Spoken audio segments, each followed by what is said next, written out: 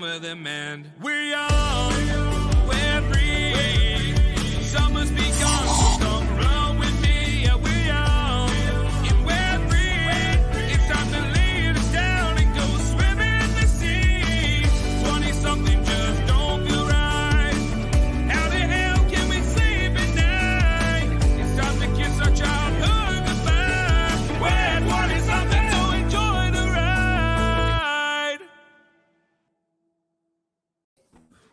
Good evening, everyone, and welcome to the third episode of 20-somethings. I'm Ryan. I'm here with Maddie, Aiden I, Aiden F, and Griffin. Today, we will be talking about a variety of topics from Ukraine and Russia, the situation there, the Skittles lawsuit, and ending with Hurricane Ian.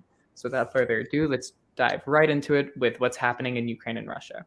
So Russia has been after Ukraine for years now, ever since the fall of the USSR, for some background. And then this February, with brute force, they took Ukraine back over, or they're attempting to. Nearly 6,000 have died and nearly 7 million are displaced as of August. Protests are happening around the world, including in Russia. Their goal is a little unclear, whether it's to unite the USSR to prevent the Ukraine from joining NATO. They've been trying to, Ukraine's been trying to join since 1994, where they became a partner, but not an official member. And it's been pending ever since with some pushbacks here and there. And 7 former USSR countries have joined NATO, which has probably been a catalyst to why Putin initiated the attack on Ukraine in February. Now, there was according to the Moscow Times, which translated an article from Russia, when talking about the USSR's impact on Russian history, 18% of Russian respondents said they disagreed in the fact that the idea of the Soviet Union was the best time in their history. 28% of respondents said that they would want to return to the USSR. 58% said they support Russia's own special way, in quotes. And 10% said they preferred the European path of development. So now it could be nostalgia, it could be an economic success, but at the end of the day, only 18% of people of Russia's current population, as of 2020, this poll was taken, preferred the USSR to what Russia is today.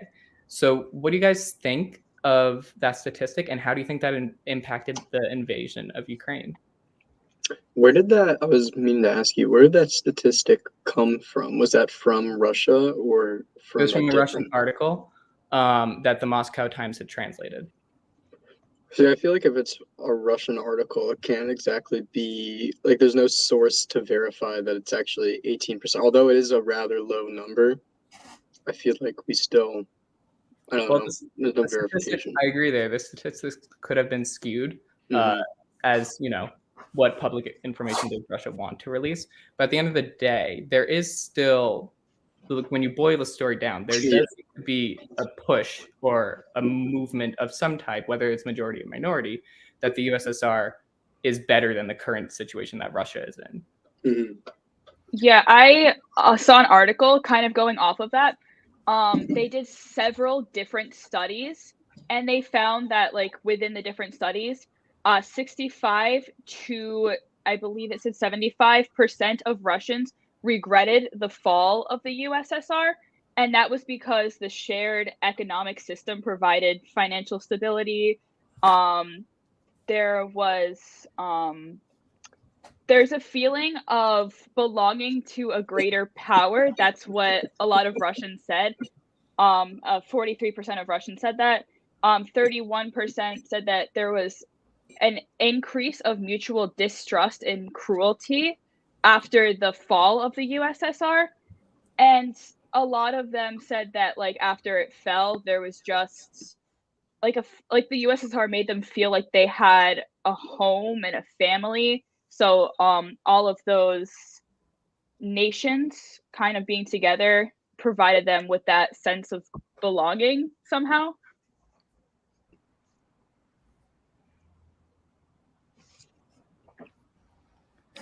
Yeah, and I think they had also like a sense of shame that they went through during the 1990s, and they blamed a lot of the Western powers, and they want to be back to that way that they were. They want to be known as a national superpower. So I think there's like a lot of reasons why a majority want to go back to the USSR. And I don't know if I don't think that's a good thing, but I think has a big impact on the war in Ukraine today for sure. I would imagine that. Oh, Griffin, take it if you'd like to. How so? Do you think that the invasion or the USSR has had an impact on the invasion? Well, I was just going to speak more to. I wonder if some of the, I guess, wanting to go back to the USSR is from, like we've been talking about, that Russian misinformation. We know that Russia is very, apt at using misinformation. So I wonder if some of the history of the USSR that they could be teaching people now might be a little bit skewed to paint it in a better light, and that could explain maybe why some are actually looking at that as a more positive time in their history when it's obviously very much so not. Right, and going off of that, you said that like it could be skewed. Definitely, Putin wants just control. He doesn't want Ukraine to join NATO because they're trying to not necessarily take down Russia, but they want to split the society so that way they don't have like as much control.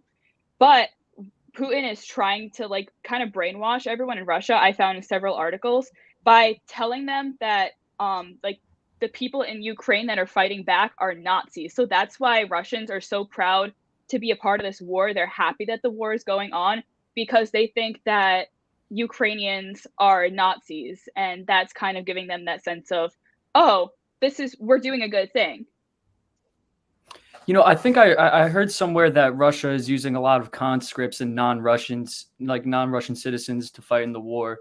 That's what I've heard. And I think I've also heard that there are like a bunch of protests going on in Russia that they've been kind of trying to keep quiet. But I think there is definitely a big majority of the Russian population that is against the war. It's just we're not seeing that because Russia keeps that quiet and they don't want us to know that they're falling apart from the inside. I mean, we've seen that with going way back when the events of Chernobyl, where after that nuclear fallout, they initially hid it from everyone until it was too late.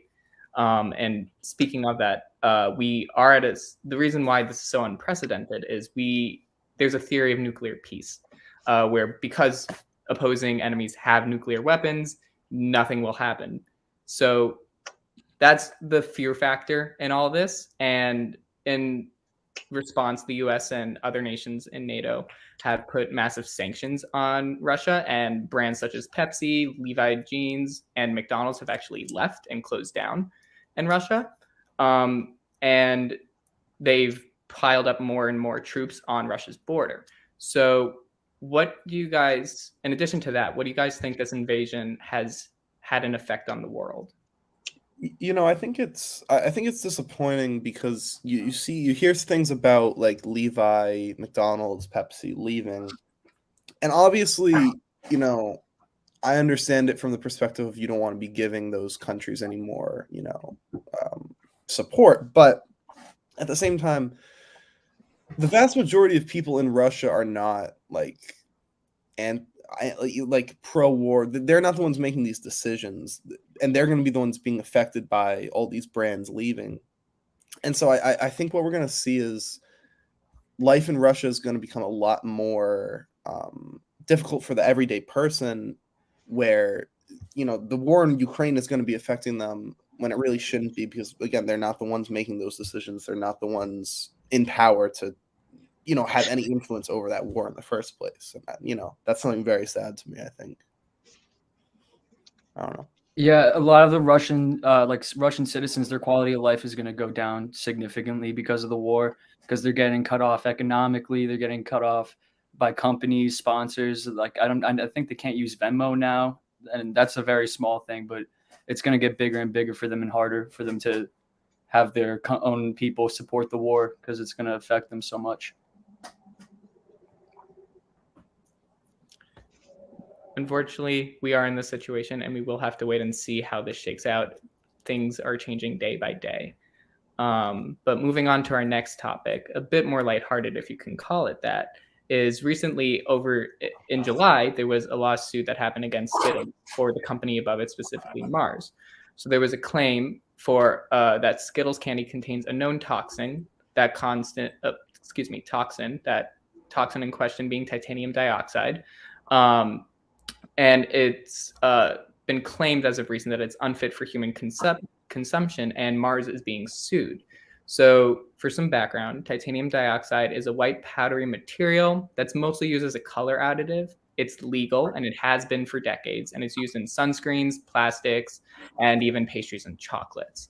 But in 2021, a European food safety study reported that although it was low absorption, they could not rule out genotoxicity, which is that there could be damaging effects on one's DNA. And they decided in February of 22 to ban it, I believe. And that would take full effect in August. Oh, excuse me, that was 2022. How do you guys think that this will impact Mars as a company and their future product? Well, I'm sorry. Go ahead. Well, as you said earlier, this isn't a lot of foods, so I don't know if Mars will specifically take the heat on this. Like, they might take some, but I don't think they're entirely to blame if it's also in like thousands of other food products as well. And also, they said that they're going to be beginning to get rid of this chemical in their products for the next 5 years. They're going to be weaning it off. So if they make that progress, I don't know. So and I'm not sure what's going to happen with the court case, but as long as they at least try to get it out, I'm happy. To clarify on what you just said, that statement of them phasing out the toxin was made in 2016. Oh, was it? Yes. Oh, so they gave themselves the deadline of 2021, which is coincidentally when the study was released. Mhm. So going back to what Aiden was saying, Aiden F, do you guys think that Mars should be penalized in any way? Or what? And if you do, what should the punishment be? I don't know if necessarily they should be penalized, but I think it should be recognized that they said they were going to do something and didn't. Like, that brings a kind of sense to wonder, like, you guys kind of knew about this. And also, if the European Food and Drug Commission, I don't know the exact name for it, but if they banned it based off of if they banned a fairly common food ingredient, I feel like there's definitely there has to be weight behind it. There has to be a reason behind it. So there could definitely be further. The FDA should probably look into it.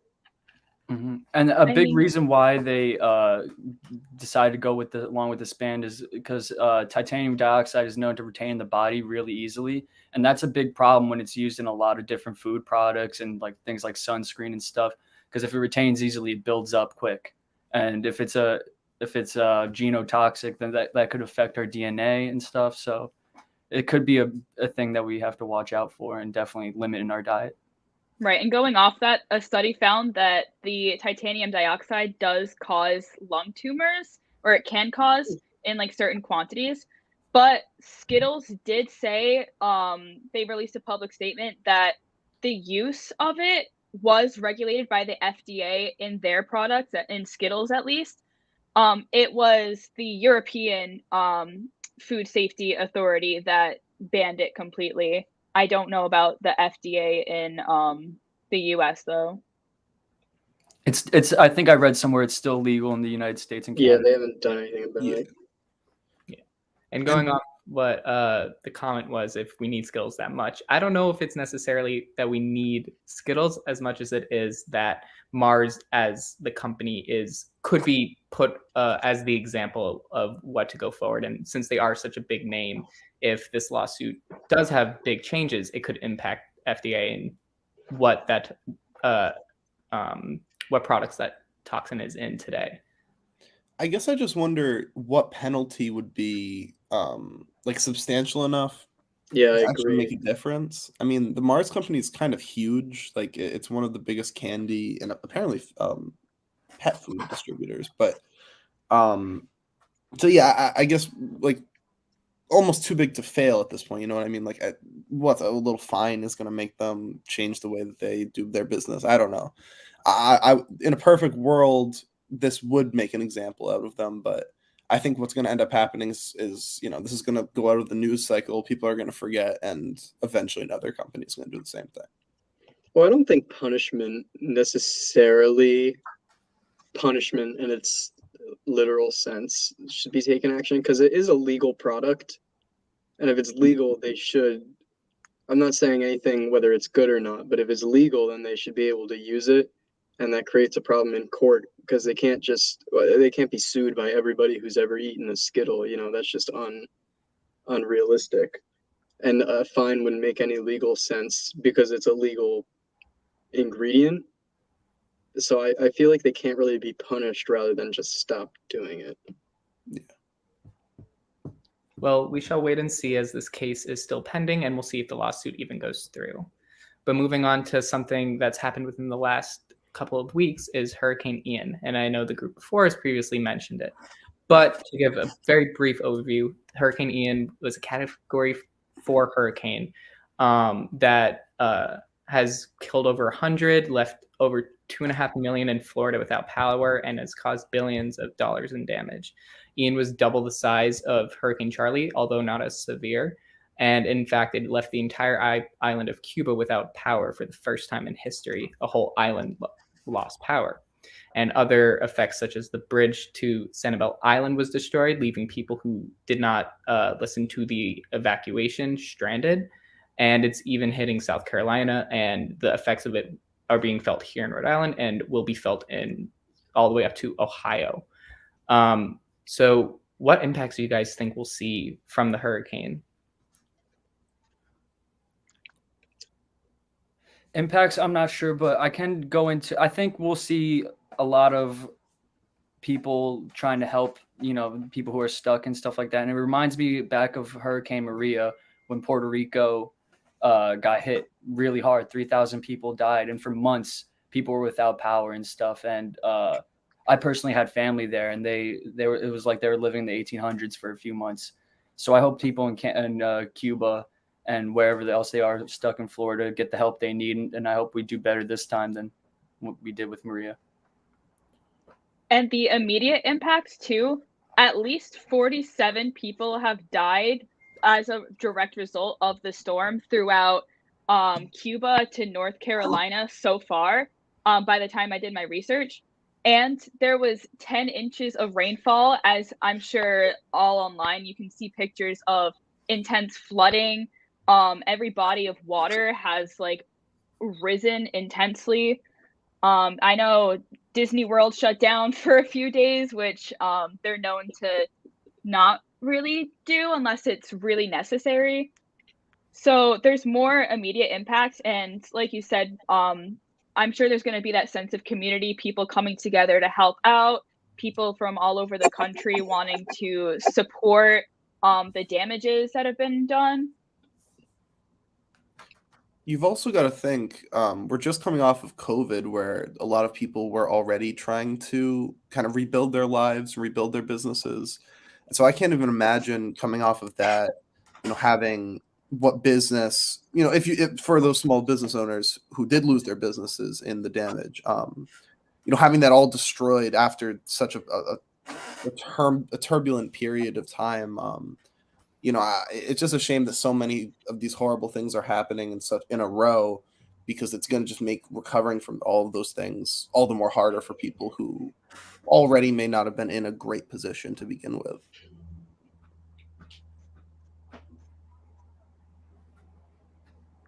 Well, we will have to wait and see what exactly effects Hurricane Ian causes on Florida, community, and the U.S. as a whole.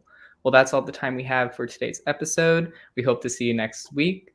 And this is 20-somethings signing off.